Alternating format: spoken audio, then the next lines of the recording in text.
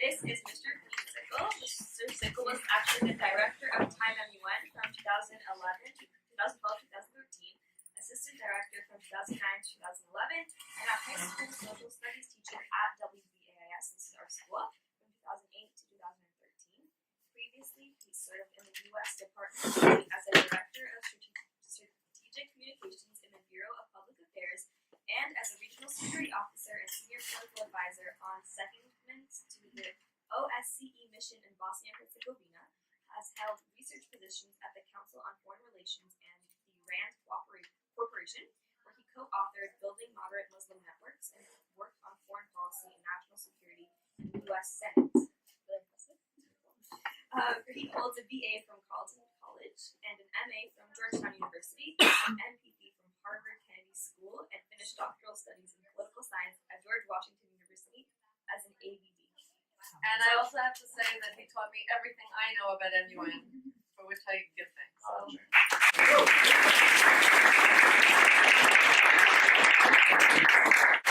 Thanks. So there's no way I taught Ms. Rosenzweig everything she knows about MUN. In fact, committees like this were beyond my imagination. So the program has continued to grow in, I hope it's not grown too much in size. We finally capped it. Yeah, but in terms of diversity and scope and creativity, so pirate hats were something that are new for me. What I've found in years past in terms of these guest talks is sometimes I have in my mind what we should talk about and how we should talk about it, and I get about 15 minutes in and realize we're not kind of on the same page. So I'm going to flip it around a little bit this time, and I just want to kind of hear from you just to make sure we're all talking about the same thing in the same way. So what's piracy? Piracy? What is piracy? This is right. Piracy. Right. Okay, just want to make sure. Yeah. Raiding ships and being bad people. Being bad people. What was the very first part before ships? Raiding ships. Raiding ships. Yeah. Okay. Yeah. What? Piracy started as privateers who have been sent by British people to invade ships from Spain. So because of that, after the war had ended, people were like, we're sailors, we don't have jobs. They went to a carefree life, which is being pirates, and stealing ships is their thing before. So they continue on stealing ships and robbing people and living on that. Okay. Being a pirate. So the British invented piracy? Yeah. No. That's what I read. No, that's okay. That's why we're doing this. No one's in trouble here. I just want to make sure that we're all talking about the same thing. Like, it's like being sort of like as you said, like relived in the sea, and what's the point of being a thief? Yeah. Yeah. These are thieves. These are robbers. They're special They're criminals, right? It's a crime. It's a special kind of crime. There are lots of ways to steal from people, but not all of them are considered piracy. So generally, when we talk about piracy, it's some kind of theft, some kinds of crime on the water, usually, but it's been going on for thousands of years. Thousands and thousands of years. We have very ancient texts worried about pirates. And so this committee isn't trying to look at all pirates of all time, but I think it's important. I used to be a history teacher. It's important, I think, to put it in context, because one of the things I want us to talk about a little bit is what's going on with piracy today. Exactly. Somebody else had a hand up, though. Oh, Yeah. I was just going to say in a more modern sense, just like appropriating property that isn't yours for profit. Yeah, I mean, again, if we step back, that's kind of theft in general. Yeah? Yeah, but like a specific type, like pirating, like, DVDs and music. And we're going to get to that as well. Probably some of you have had talks with your teachers when you're writing a research paper about taking other people's words or ideas and not giving proper credit. Does that make you a pirate? No, but taking things without sort of the proper approval or whatever. So piracy to plagiarism and everything in between. Okay, so And where are you in the I mean, you're just kind of getting started, right? It's Monday morning of timing, so I don't want to. But let's just figure out then, when in the golden age of piracy, in the period that you're looking at, why did it happen? What made it the golden age? If we say it's been happening for thousands of years, it hasn't always happened at the same level. There are going to be these kind of periods of more piracy.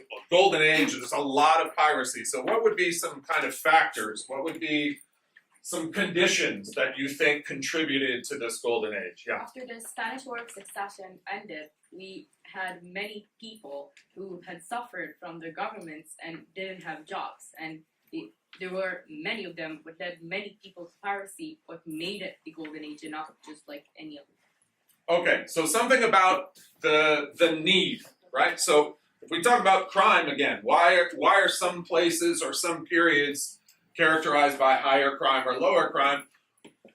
I think we might agree that if we found a society that had a very high standard of living, had good schools and good healthcare and good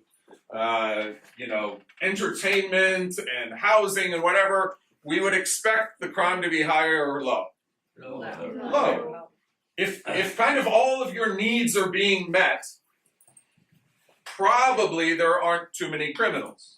Probably. Doesn't mean zero. But if we think of the world today, the richest kind of places, you'd expect crime to be low. Not that there's not tempting kind of targets, but if you're kind of happy and satisfied and taken care of, piracy is probably not on the top of your list. Okay? So something about desperation, something about hard times drives people into piracy. Good. There were lots of hands up. Yeah. Shipping traffic grew from slave trade during that time. Okay. So something about the opportunity, right? So not only the volume of trade, the number of ships on the water, but something about the length. The longer you're going from point A to point B over the water, and we're talking about thousands and thousands of kilometers, the chances are that someone, if you're just going from Haifa to Ashkelon, you can kind of control things. If you're going thousands of miles, the longer you're going, the greater the distance, the greater the kind of risk of piracy. And if you, around the same time in 1716, and on land trade routes in Europe, there were the equivalent of pirates raiding trading caravans, and they were called sort of raiders, or there were lots of highwaymen, and the longer the trade route, the greater the risk. So something about the motive. I'm desperate. I don't have what I need. I need to grab something because I can't earn it. I don't have the job opportunities. I have lots of opportunities. You're talking crime. I don't know if you watch lame shows like Law and Order, whatever. But motive, opportunity, and there's another one that usually goes in with crime. It's a new place, so they wanna explore the place. So they stay near the area of the Caribbean because they still don't know the place. It's invention. Who stays near? The pirates and the Spanish and British. Okay. One of the things that helps pirates, and I'm not sure if this was exactly what you had in mind, but one of the things that helps piracy grow and crime grow is, what if I have kind of a safe place? I go do my crimes, and when I'm done doing my crimes, can I come back to a place where I'm basically me and my other criminals? When you think about gangs or pirates or the mafia, or do you have territory that's kind of your own that no one else is kind of messing with you? And those of you on the Navy committee are figuring out how hard it is to, so the Caribbean, what makes the Caribbean such a good place for pirates to hang out? Not just the weather. Yeah. All of the small islands and difficult to track people down in the area. Really hard. Really easy to hide, hard to find. Okay, now it's hard to truly hide a ship. But you have all these little coves. If you're the Navy and you're looking for these guys, it's not going to be easy. So I have desperation. I have lots of ships on long trade routes. I have lots of places to hide. what else is going on kind of, anyone into technology? What's going on kind of in the world around the early 18th century that pirates would go, oh, we're so happy we have what? Guns. Guns! Guns, that's huge. Now, again, pirates have gone on for thousands of years. They would try to get next to a boat and jump on, and they, swords have been around for thousands of years, but guns haven't. And so guns kind of change the calculus, change the balance between attacker and defender. It's going to be a while before ships can really defend themselves against guns with armor plating and so on. So if you can't protect your ship from the gun actually damaging you, what can you do? Let's say you see a pirate coming, and what could you hope to do? You can use a cannonball to shoot. Well, they're going to use it. Okay, so one is you can destroy them, hopefully, before they harm you. So kind of offensive defense. Run away. Run away. If you're faster and they can't catch you. What was the problem with that? Why was it hard for ships to run away from pirates? Cargo ships are very heavy. They can't move as fast as smaller, lighter pirate ships. Their job is to get a bunch of wealthy or stuff that's valuable in their ship to take back to the mother country. They're not built for speed. The pirates don't have to have cargo, and they're very light, very agile, very fast. They can get in and out. Yeah. They also rely on the winds. Well, both of them do. Yeah, I know. Oh. It's depending on the winds. There's a possibility they could go into the dead zone if their sail, if there's wind against their sail, they would want down. So it's also possible. Okay. So we have you're right. So we have desperation. We have lots of opportunities, lots of targets. We have a good sort of area to hide and hang out. We have guns. All right. So that kind of helps us understand what was going on, what are the different conditions that are bringing this about. And of course, we not only have lots of ships, but ships are bringing back what? Not just slaves. Gold. So if you're a pirate ship, you don't really want to capture a ship carrying a bunch of wheat. The pirates are going to go bake bread.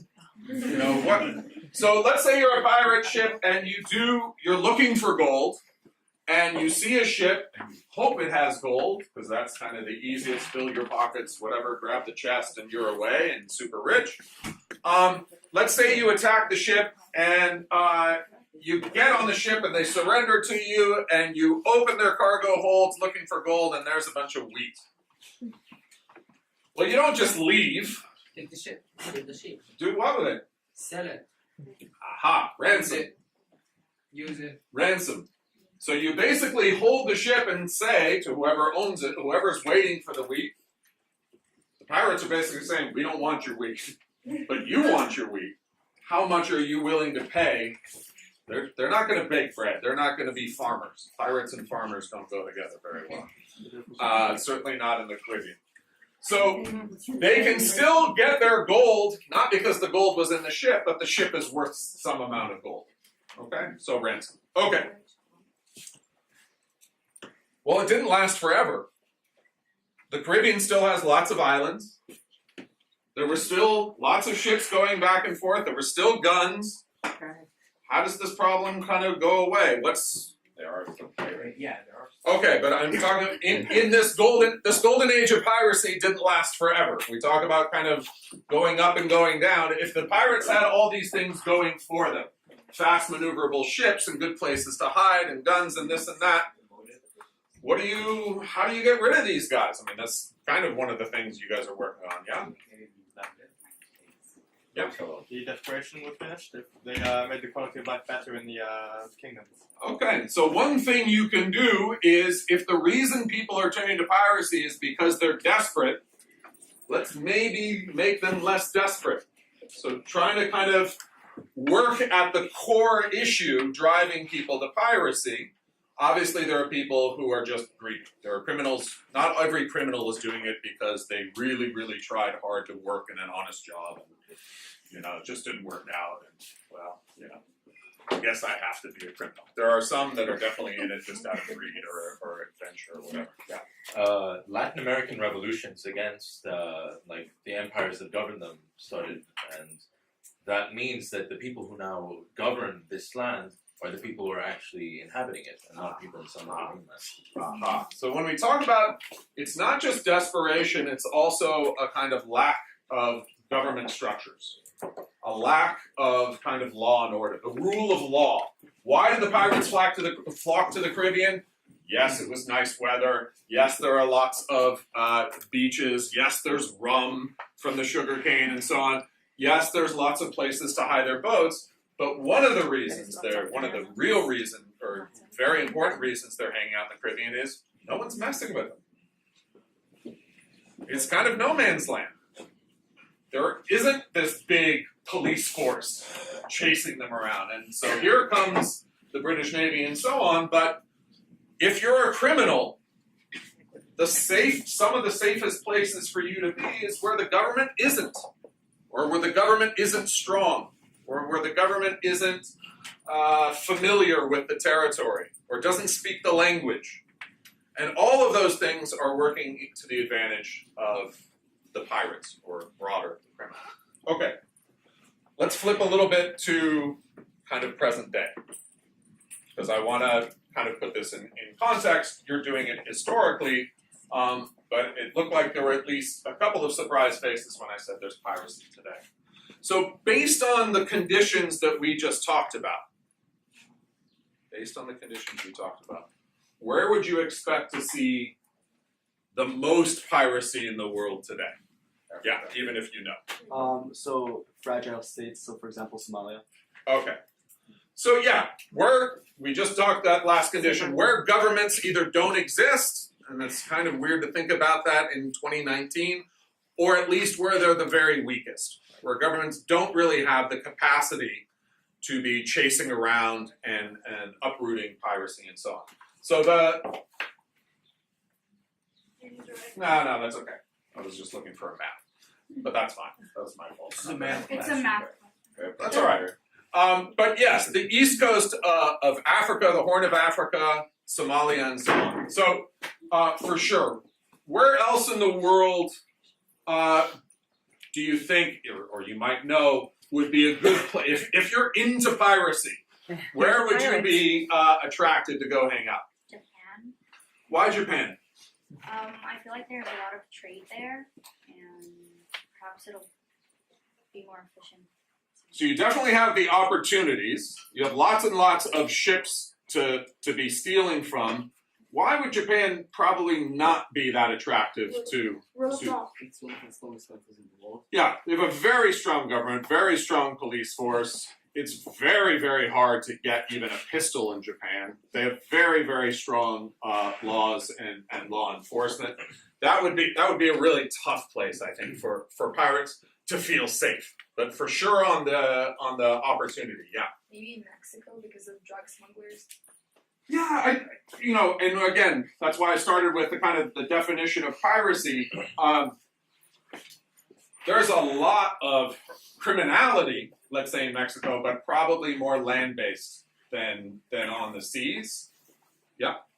On the internet. Aha. Hold off on that. Well, no, you're absolutely right, but we're going to get to cyberspace in a second. But let's stick with physical piracy. Southern Asia, So give me some. like the Philippines, Yeah. Thailand. Yeah. Why? Because there's too many people. There's so many people, as well as not a strong government or a strong police force. Yeah. So if you go to places like Indonesia, the government is actually fairly strong, but the challenge is it kind of depends where you are. The Caribbean has, I don't know how many islands, I can pretend that I know. But Indonesia has many, many, many, many more. So there are lots and lots of places to hide in places like Indonesia. There are tons and tons of islands. And where the trade routes, because the trade routes, anything coming from basically Southern Asia I'll do it your way. From Southern Asia up to places like Japan and North Korea and so on, any of that trade is coming through pretty narrow straits. So once upon a time, Singapore was a good place for pirates to hang out, and then the British realized what a great place it was to tax people. And the British absolutely went after the desperation, and they basically made Singapore a great place to live. And they wanted to take care of people's kind of needs. They instituted very strong rule of law, and it was pretty easy to. And who's been to Singapore? Yeah, I mean it's small. It's small. I mean, It's like Haifa. Most of it. It's basically it's very small. So you can, Haifa. but a lot of shipping comes through those straits going from South Asia to East Asia or reverse. It's a trade city of the southeast. Southeast Asia. Where else? Yeah. Maybe northern Russia, like around the poles, Why? because it's a no man's land and it's quite cold. No one lives there. I'm not sure like how much Russia actually pays attention to that specific era. So like in terms So of if you'd have lots of freedom. Yeah. Why might it not be attractive to The pirates? sea life, the freeze. It's Yeah. just so cold. You know, you have to sort of carve out the ice. And there isn't a lot of shipping coming through there. Okay? Western Africa, like the coast there, maybe. Yeah. Why? Well, there's a lot of desperation in that area. There's no strong rule of law in many of these places. I don't know what sort of products they transport, but if it's something that's not valuable to those pirates, perhaps they could even use it as ransom. Yeah. A lot of this stuff crosses the Atlantic to countries like the US and stuff. So piracy, for the most part today, is not looking for gold. If they get an oil tanker, it's not because they want the oil. They're not going to refine the oil and sell the oil. But the more valuable the cargo, the higher the ransom for the ship. So pirates today are basically in the business of capture, hold, ransom. And it's not just obviously the cargo, it's the crew as well. What might have, and so we talked about piracy kind of going up and down over history. Where do you think it is now? Do you think it's getting increasing, decreasing, staying the same, low, high? Just guesses, yeah. I think it depends on the area. But in general, if we talk about piracy in the world today, in 2019, do you think it's higher or lower than it was 20 years ago? Higher.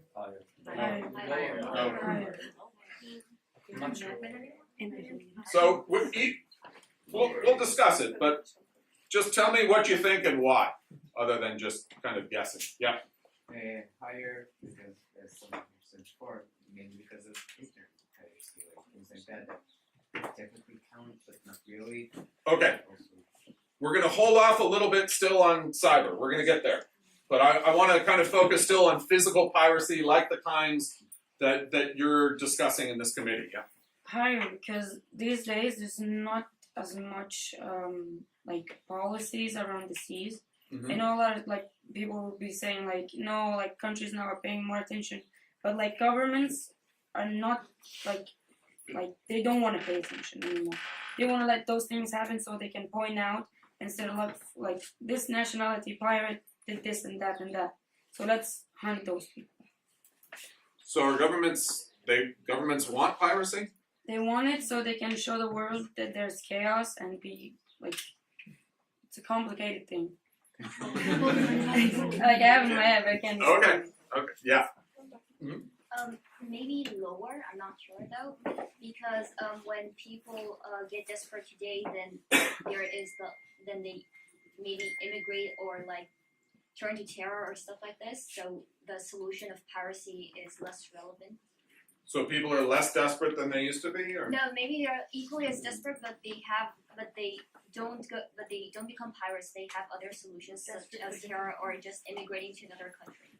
okay. So there are non-pirate options. Yeah, and they More non-pirate more options. people choose them over piracy. Okay. Yep.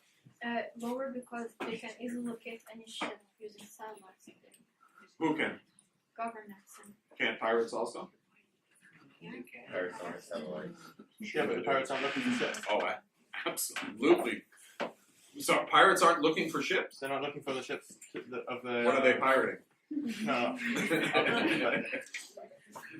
The Navy isn't the one that needs to hide. The pirates need to hide, and they can't hide with satellites. Aha! What you saying? Okay, so let's talk about this.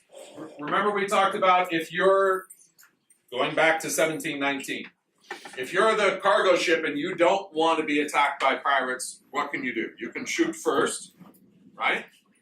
You can run away. You can hide. What do you think today? You can defend yourself. Okay, so who has the advantage, do you think, today? The pirate or the target on shooting? Why? Because guns are more accurate today. And if they have Which guns? All weapons are more accurate today, and if they have government backing, they can have. Do the pirates have access, or do the targets have access to guns that you think the pirates don't? Yes. Perhaps. Oh, no, Sometimes. No. Yes. One of the things that's fueling piracy today, I'll just look, is it's very easy in the world today. Very easy in the world today, if you have enough money and you're willing to be a criminal, to buy almost any weapon you want. You can. You can. Yeah, it's very easy in the world today. So generally speaking, the pirates are better armed than the cargo ships. Generally speaking. That started to change over the last 10 years or so. And now what you're seeing is that the targets are bringing their own security forces on board. Because I think what you found in the 18th century was that the East Indies Trading Company and the Royal Marines started working together. And so the cargo ships realized we can't just have a crew taking care of the wind and the sails and the steering and all the ship requirements and the cargo requirements. We need our own security forces. So one of the things that changes this equation, does piracy go up or not, is how easy is it? How easy is it to locate a ship? And I would say today with technology, it's very easy for the pirates to locate their targets. How easy, once you've located the ship, is it to catch it? Pirates today have learned a kind of technique. I don't know if any of you have heard it. They have basically motherships.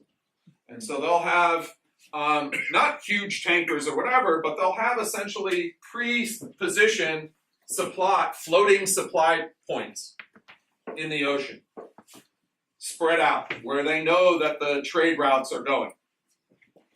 Now, you can avoid them by going way around it, but guess what? That costs a lot of money and so on, and people aren't doing it. The chances of any one ship being attacked by pirates is still very low, but it's happening. So they have these pre-positioned motherships, and then they have really fast, really small speedboats. There's no way the cargo ship is going to outrun them. There's just no way. It's going to be very hard for the cargo ship to shoot them first. Very small, very agile, maneuverable, and so on. And you don't want to start putting ship-to-ship missiles on oil tankers and hoping. It doesn't really make sense to arm all of your commercial vessels with defensive weapons that you're going to be firing first. What they have found is more or less cost effective and reasonable in terms of use of force and so on, is to have your own private security force on board the ship. Hopefully you never use them. It's like an insurance policy. You buy an insurance policy not because you're planning to crash your car, but if you crash your car, you want your medical bills and your car, you want everything taken care of. And so one insurance policy now that's happening more and more frequently for commercial shipping today to protect themselves against pirates is bring your own little Royal Marines. And it's very expensive, but also in the world today, just as it's very easy if you have the money for pirates to buy any weapon they want. It's very easy in the world today, if you have the money, to hire very well-trained, very experienced special forces, commando, whatever, from lots of different countries. There are lots of people working for, hiring themselves out as security guards with very high degree of skill, of experience, combat experience, and so on. And what pirates are finding now. So there's more piracy now than there was 20 or 30 years ago. But there's less piracy now than there was about 10 years ago. And one of the reasons was governments got together and they actually realized, wait a minute, something, if we coordinate, if we share information, I have this satellite, you have that, if we share intelligence, we're going to have a better idea of where these pirates are and how they operate and so on. We shouldn't be surprised always when these little boats show up. Where are the supply ships? Those supply ships have to be supplied from the shore. Where are they getting the ammunition, the food, the fuel, all the things that they need? Pirates still need something. It used to be wind, but now they need actual tangible things. So how are they getting their supplies? Governments working hard to focus on this issue together has started bringing piracy down just in the last 10 years. Ships bringing their own security forces. So if the pirates used to think, if we can catch the ship, great, we've got it, we jump on board, we call with our satellite phone, we get millions of dollars in ransom. Now they're getting there, and you got Navy SEALs and commandos going, you picked the wrong boat, pal. So the price of piracy is gone up. The target seems easy, but now it's actually it's getting much, much harder for the pirates to actually capture the boat, to actually get the ransom. Okay? These things work over time, up and down, up and down. I would imagine, if we look into the future, that there will be a time where the shipping companies will sort of start saying, wait, why do we keep spending $100,000 to get these guys on our boat as our insurance policy? No one's attacking us. And at some point, they'll stop. You're paying for it. It's like saying, I want to buy insurance so that I don't get hit by an asteroid. Okay, I'll sell you that insurance. But if it never happens, at some point you say, wait a minute, I'm going to cancel my asteroid insurance. There's no chance. And so these things happen in different levels. But what it takes to kind of break piracy is you need to figure out where they're hiding. And so what's also happened, the governments in places like East Africa and Indonesia haven't gotten so much stronger. What's happened is countries have basically said, we know where the pirates are operating. We don't really expect you to take care of it because you're not taking care of it. Do we have your permission? Or we'll help train your police forces and your security forces. Come join us, come learn from us, but we're going to take care of the problem at its root. And so it did take a while. But the proliferation of weapons made it easier for pirates to attack. The proliferation of technologies like GPS and satellite phones made it much easier for pirates to communicate and coordinate their activities. And if you're a big oil tanker, there's really nothing you can do other than what they figured out. There's nothing you can do to hide or run away from the pirates. What you can do is defend yourself. Okay, let's switch to the cyber world. Because I think that, well, is cyber piracy growing or shrinking? Growing. Okay. So, but let's think about our conditions that we just talked about. Why would it be growing? Let's see if we can translate the conditions of physical piracy into the cyber world and figure out why it's so convenient, so many opportunities. Yeah. So what's the condition of physical pirates that physical pirates want? A place to hide, yeah? Cybersecurity, it's really easy to hide. Okay? You have lots of islands, lots of coves. Yeah. You can't track them. If you're using the dark web, which is 96% of the internet, you can't really track what's happening here. Okay, so dark web is places to hide, yeah? What else? No forces like keeping the information on the internet safe. This lack of defense. Okay, so lots and lots of opportunities. Yeah. Yeah. Anyone could do it, and it's accessible to any person. Yeah, if we talk about, accessible weapons, all you need to know is how to code. Not even that. I'm pretty There's some sure. other things you need to know. You just need to Google something. How to copy a file. Aha, how to copy a file, you're absolutely right. You don't even need to code. So, I'm guessing, and I won't ask for hands, since we're in Israel, I'm guessing most people in this room have not bought their own Microsoft Office. It's laughable even thinking, wait, why would I pay money for that? It's free. No, it's not. Does that make you an awful person? No. But it is piracy. It's cyber, we go back to that original definition, and that's why I wanted to make sure. You're taking something without paying for it without permission.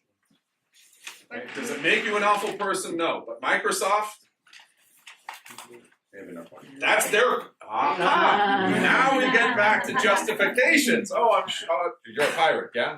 Maybe later. Trust me, my old students can come in here, everybody does it, it doesn't affect them, they have enough money, it doesn't hurt anyone, don't worry, I've really, there's like a checklist of 9 or 10 reasons why, that you don't have to pay for your software, your movies, your music, people pay.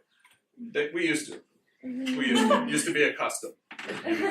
Give money for your entertainment. But you do it when you go to the movies, yeah? Or some of you sneak in. You buy a ticket to go to the movies, yeah? Okay, so there's still a principle of money for intellectual property. Yeah. Although, how do servers like Spotify or Netflix or something that costs very little money, but allow you to access a lot of things? That's a subscription model. So, and old people, we used to subscribe to newspapers. They didn't care how much of the newspaper you read or didn't read. They give you the whole thing. You give us 2 shekels a day, we drop the paper on your door, throw it away, make paper hats out of it, it's yours. And so how does it affect the world of cyber piracy? So does the subscription model, is the question, does subscription model kind of take away the motive to steal? I think somewhat. Yeah. Depends what they charge, yeah? And I think that's what they're constantly back. I mean, when iTunes came out, they were charging 99 cents a song. I think That's a lot. And now no. No! Not at all! That's like 99 cents too much. Yes. You don't have any musicians in your family, sure you wanna huh? join us? All those rich musicians that are just raking in the money for artists? Yeah? Photographers? Anyone photographer? You're a professional photographer, you study for years, you invest in your equipment, and you take a picture, and then someone else uses it without your permission. No problem, right? Doesn't hurt anyone. Just hurts all photographers. Piracy. Hey, if they didn't attack my ship, who cares? Who cares? The company, hey, Dutch East India Company, they had enough profits. They lost a ship. They're still making so much money. Who cares? Exxon, their tanker gets, pirates attack it. They ransom it for $50 million. These guys are making $50 billion a year. So what? Who ultimately pays the price for pirates? Everybody. For sure the victims, for sure the people on the boat, for sure the company. But why, even if your ship, even if your photograph, even if your movie isn't pirated, let's say I'm a movie maker.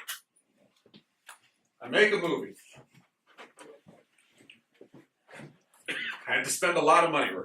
Some of it might have even been my own money. Usually movie makers spend other people's money. But somebody had to invest in it. With the idea that enough people want to pay to watch it, what if people just stop paying for music or movies altogether? No one ever buys a ticket. No one goes to the theater because their home theater systems are so good. Whatever, they just want to watch it in VR and they have a pirated, they found it for free, they download it, I don't need to.